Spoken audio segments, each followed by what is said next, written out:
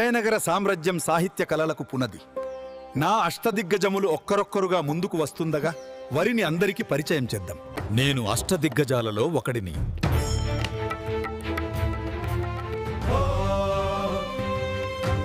నేనే అల్లసాని పెద్దన. మనుచరిత్రము నా సృష్టి. నన్ను ఆంధ్ర కవితా పితామహుడు అని గౌరవించారు. నేనే ధూర్ష్టి. శ్రీకాళహస్తీశ్వర మహాత్మ్యము నా సాహిత్య సమర్పణ. నేను నంది తిమ్మన. నా రచన పారిజాతాపహరణము. నన్ను ప్రబంధరాయుడు అని సత్కరించారు. నేను పింగళీసుడన్న. ఇప్పుడు నన్ను మరిచిపోయారా?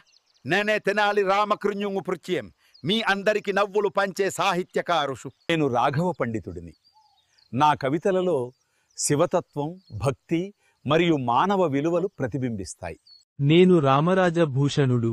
విజయనగర మహాసభలో సత్సాహిత్య దీప్తిని విరజిమ్ముతున్న నేను మాధవయ్య గారి మల్లన. నేనే శ్రీకృష్ణదేవరాయలు. ఇది విజయనగర సామ్రాజ్య గాథ. 1509లో సింహాసనం అధిరోహించాను. నా పాలన 1529 వరకు కొనసాగింది. 1565లో తాళ్ళికోట యుద్ధం మా విజయనగరాన్ని చీకటిలోకి నెట్టింది.